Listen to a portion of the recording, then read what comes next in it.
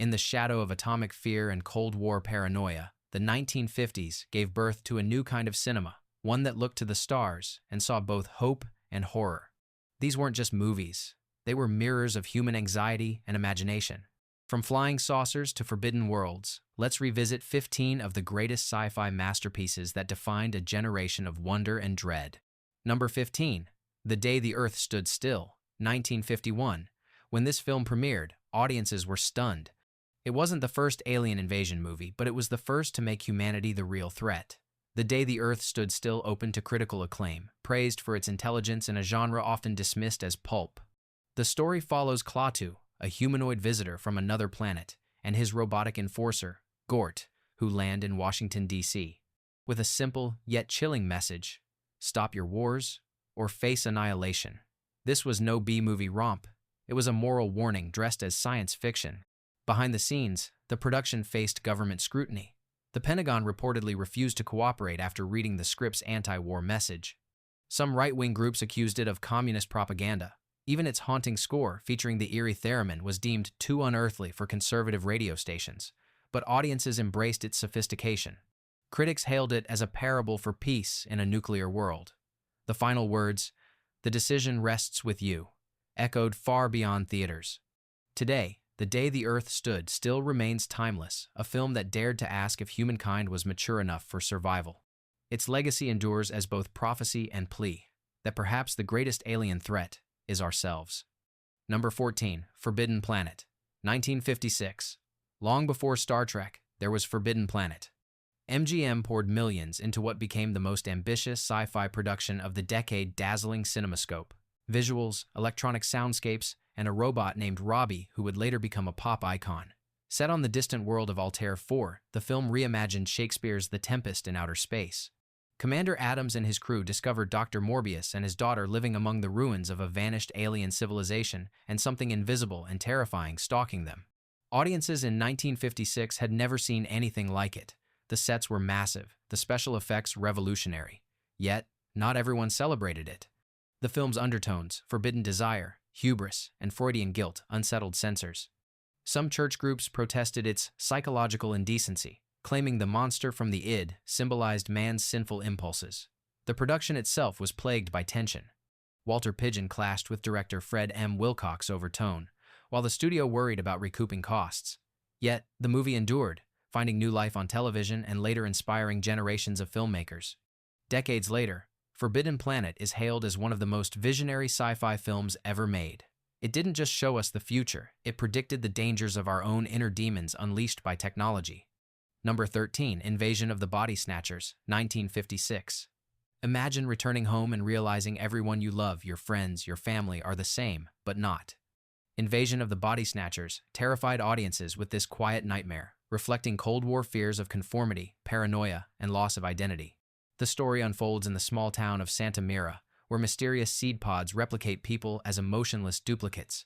It's subtle horror, no monsters, no blood, just the creeping dread of assimilation. The film was shot on a modest budget, but its tension felt disturbingly real. Some saw it as an allegory for McCarthyism, a warning against political hysteria.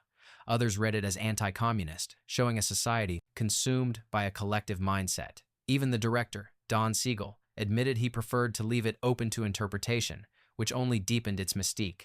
Censors debated whether the original ending, hopeless and bleak, was too grim for audiences. The studio forced a last-minute prologue and epilogue to suggest a happier resolution, diluting its message but ensuring release. Despite interference, Invasion of the Body Snatchers became a cultural phenomenon. Critics later hailed it as one of the greatest political parables in American cinema. Its phrase, "pod people," entered the lexicon, symbolizing blind conformity. And the scariest part? The film never really ended. Its warning about losing one's humanity still echoes in every age of mass control and silent fear. Number 12. The Thing from Another World, 1951. Before John Carpenter reimagined it decades later, Howard Hawks' The Thing from Another World terrified Cold War audiences with its claustrophobic isolation and primal fear of the unknown.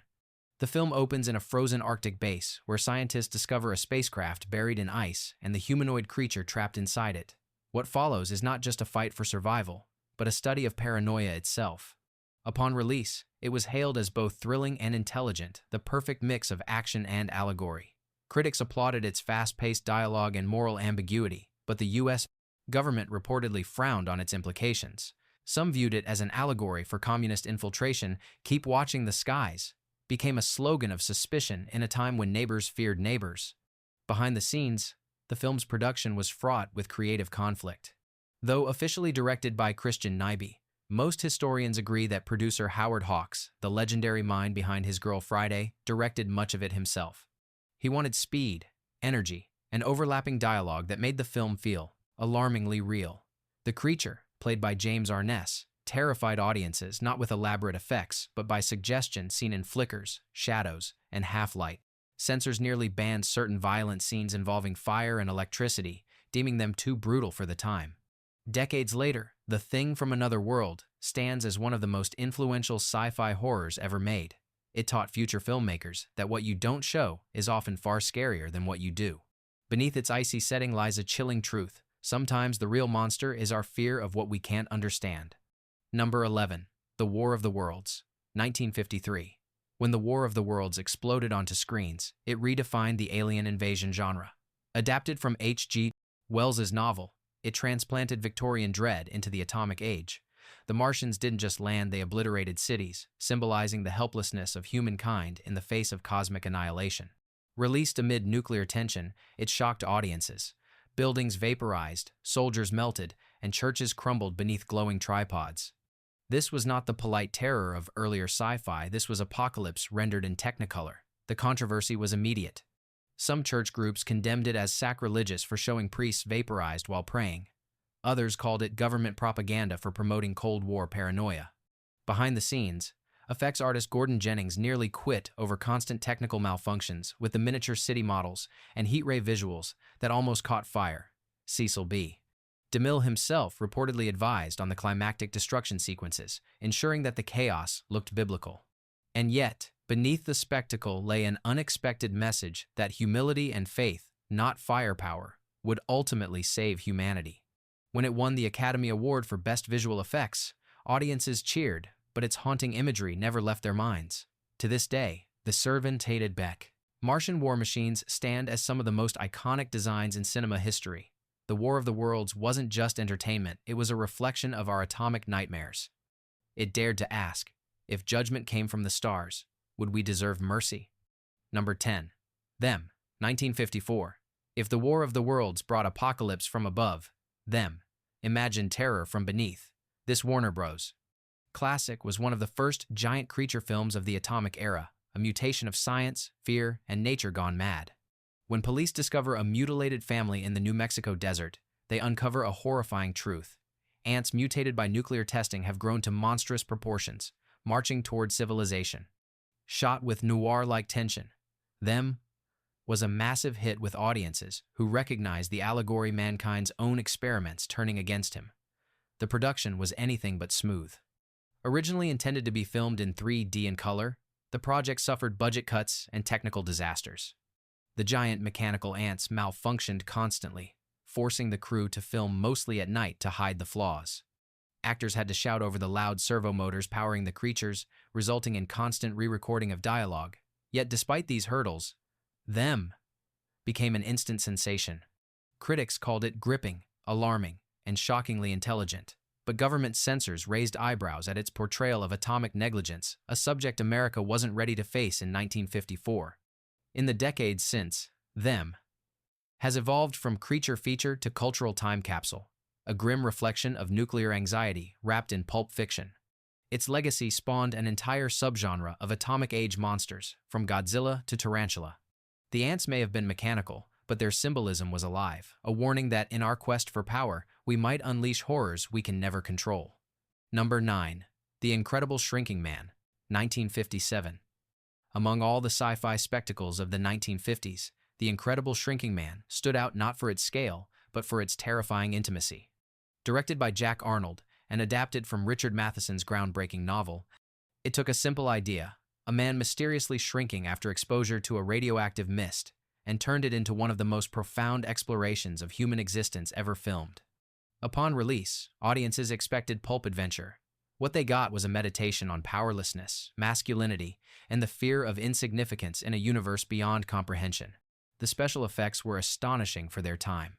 Oversized sets, giant props, and carefully composited visuals that made star Grant Williams appear to dwindle to the size of an insect. Yet, its philosophical ending unsettled many. The film closes not with a rescue, but with acceptance as the protagonist becomes smaller than atoms, realizing that even the tiniest life has meaning. Religious groups protested, claiming it challenged divine order. Studio executives were hesitant about its downbeat tone, suggesting an alternate ending where the hero is saved. Director Jack Arnold refused. Behind the scenes, production was grueling. Sets had to be built at multiple scales, and technicians spent weeks perfecting shots where Williams battled a house cat or spider. Despite these efforts, the film's budget ballooned, and Universal briefly considered shelving it. But when it premiered, critics hailed it as a masterpiece. It won the first Hugo Award for Best Dramatic Presentation, and decades later, its closing monologue is still quoted in film schools and philosophy classes. The Incredible Shrinking Man reminded viewers that humanity's greatest enemy isn't radiation, it's our own fear of being forgotten. Number 8. It Came from Outer Space. 1953. In an age obsessed with invasion, It Came from Outer Space dared to do something. Revolutionaries sympathize with the aliens. Released by Universal and based on a story by Ray Bradbury, this film turned paranoia on its head. It begins with an amateur astronomer witnessing a meteor crash in the desert. When people start disappearing and reappearing different, the small town spirals into hysteria. But here's the twist. The aliens aren't invaders. They're stranded travelers, only trying to repair their ship and leave.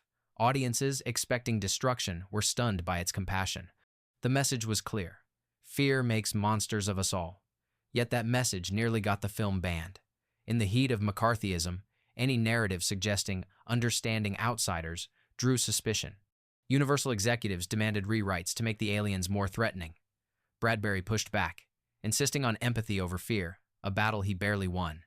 The film also pioneered early 3D technology, thrilling audiences with meteor impacts and desert chases leaping off the screen. But not everyone was impressed. Some critics called it subversive, while the FBI reportedly attended early screenings due to its anti-hysteria tone. Despite the backlash, It Came from Outer Space became a sleeper hit. It opened the door for more nuanced alien portrayals, influencing Close Encounters of the Third Kind, and even E.T., decades later. Beneath its desert skies, the film whispered a radical idea. Maybe the real invaders aren't from outer space, maybe they're the fears we project onto others.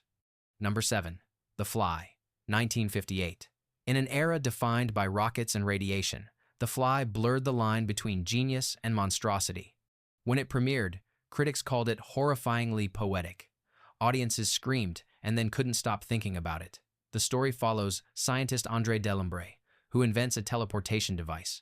But during an experiment, a fly accidentally enters the chamber, merging their atoms. The result is one of the most tragic transformations in cinematic history.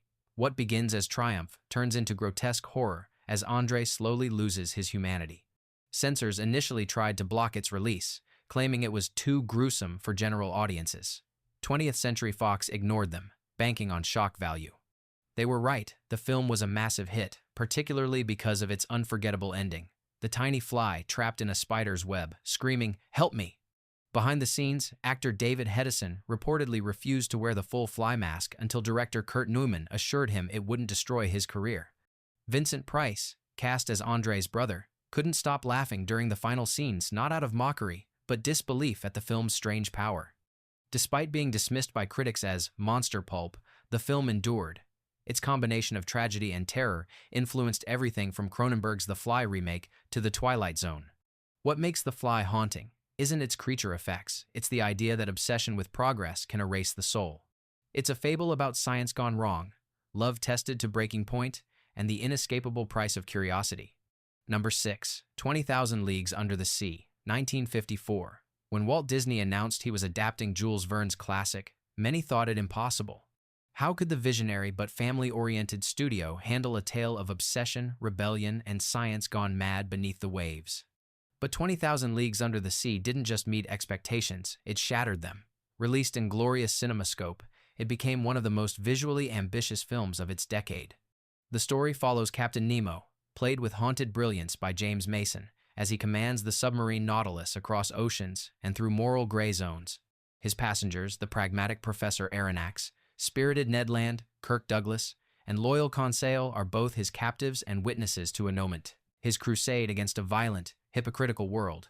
At first glance, it was pure adventure, but beneath the spectacle lurked dark philosophy. Nemo's hatred of empire and blind progress reflected post-war guilt and nuclear dread. Some critics accused the film of sympathizing with anti-establishment radicals, while U.S. Navy representatives distanced themselves from any promotional involvement due to its anti-war undertones. Behind the scenes, it was Disney's most expensive live-action project ever, costing nearly $6 million, an enormous gamble for 1954. Filming the giant squid attack became a nightmare. Originally shot at sunset, the sequence failed visually. It had to be refilmed at night amid artificial storms, requiring new lighting rigs and weeks of retakes. Despite the chaos, the result was a masterpiece. It won Academy Awards for art direction and special effects and helped elevate science fiction into prestige cinema. Today, 20,000 Leagues Under the Sea remains both a triumph of imagination and a cautionary tale about mankind's unquenchable thirst for power, a voyage that reminds us that sometimes the real abyss lies within. Number 5. The Blob, 1958. When audiences first saw The Blob, they laughed, then screamed. This low-budget drive-in film about a shapeless alien mass devouring a small Pennsylvania town became an unexpected sensation. Starring a young Steve McQueen in his first major role, it transformed a cheap concept into a metaphor for unchecked fear and a sly jab at Cold War paranoia. The film opens innocently enough. A meteor crashes, a gelatinous creature emerges, and a local teen tries to warn the town. But as the blob grows, feeding, engulfing, spreading, so does the hysteria. The authorities dismiss warnings, the media panics, and civilization teeters on collapse. Sound familiar? For 1958, it was disturbingly prophetic. Shot on a meager budget of just over $100,000.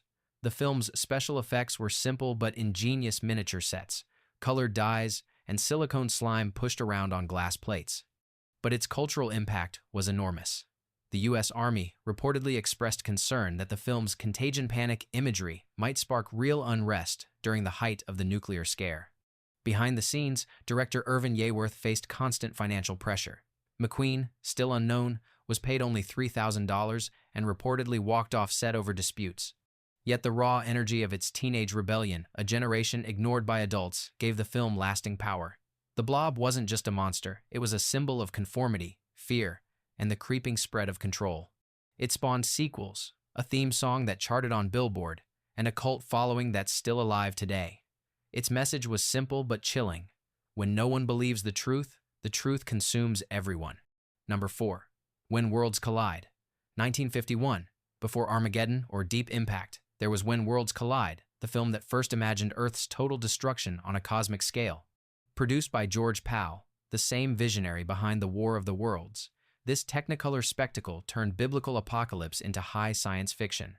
The story follows a group of scientists discovering that a rogue star is on a collision course with Earth. As global panic spreads, humanity races to build a space ark to save a chosen few. It's both thrilling and tragic, a parable of survival and moral compromise. For audiences in 1951, the imagery was jaw-dropping. Miniature effects of tidal waves, collapsing cities, and volcanic infernos stunned viewers used to black-and-white horror flicks. Yet the film's themes hit too close to home. Critics called it unpatriotic for depicting government failure and elitist selection of survivors. Some theaters even refused to show it, citing morale concerns. During the Korean War, production was equally dramatic. Pal's crew faced resistance from religious groups who objected to the idea of man playing God by deciding who lived and who perished. Despite these protests, When Worlds Collide won an Academy Award for Best Visual Effects, a rare feat for sci-fi at the time. Its influence rippled for decades. From 2001, A Space Odyssey to Interstellar, echoes of its moral dilemma remain. Who gets to decide the fate of humanity when time runs out? When Worlds Collide dared to face the unthinkable and forced its audience to confront their own fragility. In an era of Cold War terror and nuclear fear, it reminded viewers that extinction might not come from bombs, but from the heavens above. Number 3. The Day the Earth Caught Fire, 1959. If the Day the Earth Stood still warned about moral collapse, The Day the Earth Caught Fire screamed about environmental doom years before the term climate change existed. Directed by Val Guest, this British masterpiece was a scorching parable of mankind's hubris and nature's revenge. The film opens in a sun-scorched London, where a jaded reporter pieces together a terrifying story. Simultaneous nuclear tests by rival nations have shifted the Earth's orbit closer to the Sunday. As temperatures soar and chaos spreads, humanity faces a slow, burning extinction. At release, it was hailed as one of the most realistic science fiction films ever made, partly because it didn't rely on aliens or monsters, but on our own recklessness. The British Board of Film Censors initially threatened to block it, citing unsettling implications for global security. The U.S. State Department even questioned its anti-nuclear stance, fearing it could fuel public dissent during the arms race. The film's signature orange tint, achieved by post-color grading, gave audiences the illusion of a planet actually overheating. During production, London's heatwave caused real water shortages, forcing crews to shoot with rationed supplies. It was as if the apocalypse on screen were leaking into reality. By its haunting final scene, with bells tolling and humanity praying as the world teeters between survival and annihilation, viewers were left speechless.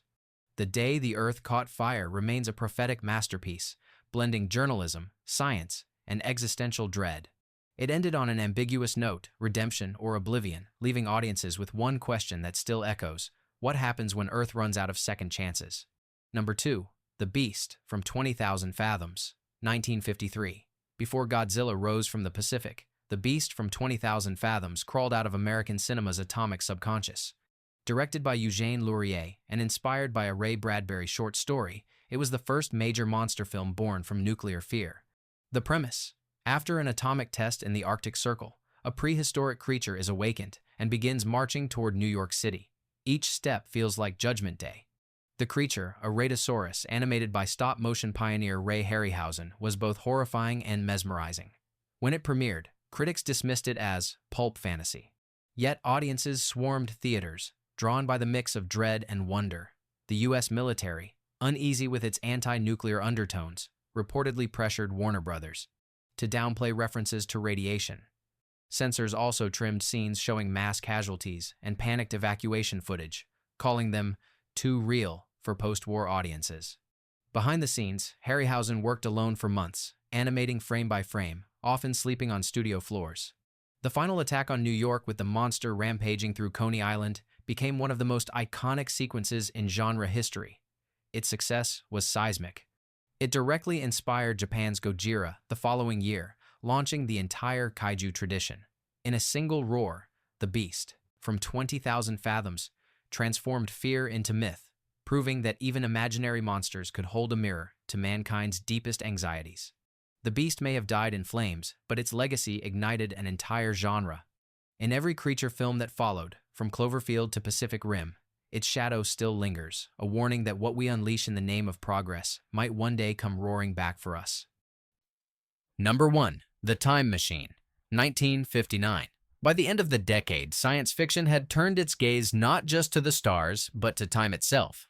George Powell's The Time Machine, adapted from H.G. Wells's classic novel, closed the 1950s with one of the most ambitious and emotionally charged visions ever put on screen. It wasn't just about traveling through centuries, it was about confronting the fate of humanity. The story follows a Victorian inventor, played by Rod Taylor, who creates a machine capable of moving through time. At first, he's intoxicated by wonder, watching empires rise and fall in seconds.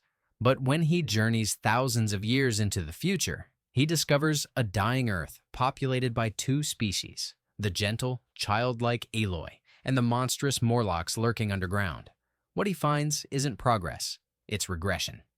Behind the scenes, Powell poured his heart and nearly his entire studio budget into realizing Wells's vision. The time travel sequences, created with stop-motion lighting effects and layered photography, were revolutionary. One infamous sequence showing the decay and rebirth of civilization in minutes nearly destroyed the film stock due to repeated re-exposures. The risk paid off. Critics and audiences were stunned, but not everyone was comfortable with its message. Some saw The Time Machine as a direct allegory for nuclear war, mankind retreating underground, de-evolving into monsters of its own making. Others accused it of pessimism, calling its future a warning, too bleak. Powell defended it fiercely, insisting that time reveals truth, and truth is never comfortable. When The Time Machine won the Academy Award for Best Special Effects, it cemented its place in cinematic history. Decades later, it remains the perfect farewell to 1950s sci-fi, a film that dared to suggest humanity's greatest invention might also be its greatest mirror. The 1950s gave us more than flying saucers and atomic beasts.